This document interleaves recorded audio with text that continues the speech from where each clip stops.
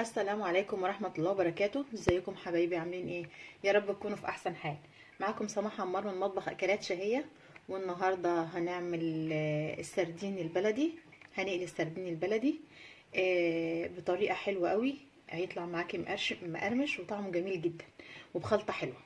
الاول السردين كده بيبقى، يعني عشان تبقي عارفة، بنغسله حلو من مطرح ما جبتيه، يعني من السوق او من مطرح ما، يعني من عند السماك اللي انت جبتيه من عنده. بيتشطف الاول شطفه حلوه كده. تحطي في الميه بتاع دوت خل وتسيبيها نص ساعه.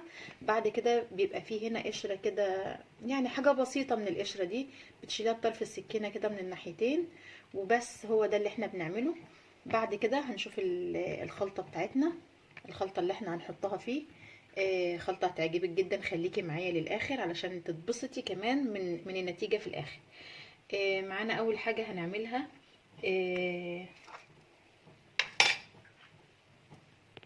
هنجيب بولة كده هنحط فيها الخلطة اللي أنا عملتها دي. الخلطة دي عبارة عن 6 فصوص ثوم وقرنين فلفل أخضر ونص معلقة ملح. دقيتهم كده، أنا بحب أدقه بالهون، فدقيتهم مع بعض. هنحط عليهم عصير ليمونتين. هنحط عليهم بقى التوابل بتاعتنا اللي هي ملح. انا حاطه هنا ملح في الخلطه اللي انا عملتها دي، عشان كده ما كترتش. هنا حاطه نص معلقه ملح، معلقه كبيره من الكمون، معلقه كركم، معلقه شطه، معلقه كزبره، والشطه اختياري لو انت بتحبي الحاجه سبايسي كده.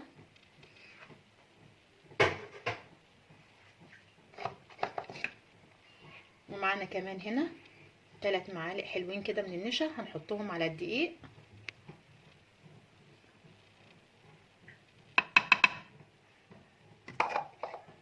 وهحط كمان معلقه من الكركم مع الدقيق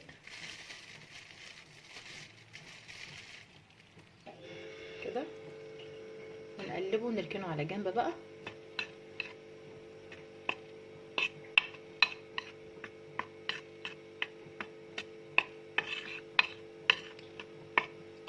النشا بيطلع لك السمكية او السردينة بتطلع مقرمشة في نفس الوقت، مش شاربة زيت. يعني انت بتضيفي النشا ده عشان خاطر السمك. لو هتقلي سمك، هتقلي سردين، هتعملي اي نوع من انواع الاسماك دي مقلية، بتحطي المعلقتين او 3 معالق نشا دول علشان خاطر يمنعوا ان السمك يشرب زيت، وفي نفس الوقت بيطلع كمان مقرمش وجميل معاكي. هنحط كمان معلقة من الخل على الخلطة بتاعتنا هنا.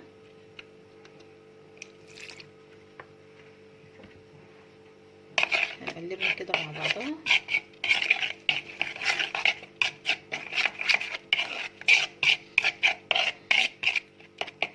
لسه ما عملناش اي حاجة والخلطة طالعة يعني ريحتها بصراحة تحفة. هنحط عليها كمان شوية من المية.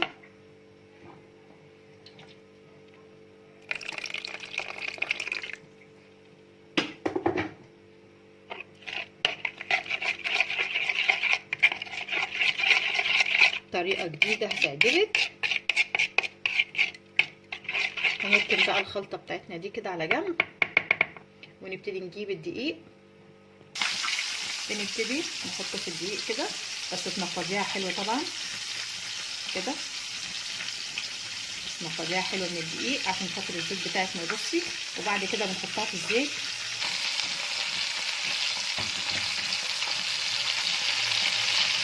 كده.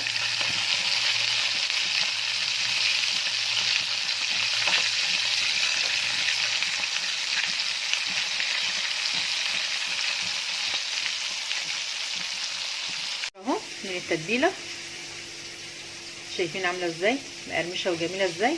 هنحطه بقى في التتبيله كده، ونبتدي ايه، نقلب ونطلع. يعني قلبي وطلعي على طول كده. طلعي وقلبي كده.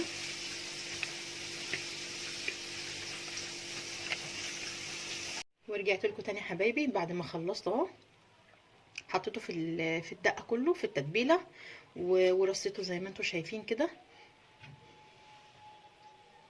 والله العظيم طعمه تحفه، والله طعمه تحفه. شايفين عامل ازاي؟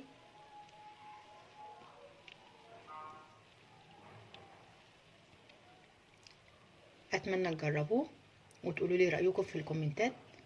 لو عجبكم الفيديو لايك للفيديو عشان يوصل لاكبر عدد من الناس. فعلوا زر الجرس عشان يوصل لكم مني كل جديد. دمتم سالمين وربنا يحسن ما بين ايديكم يا رب.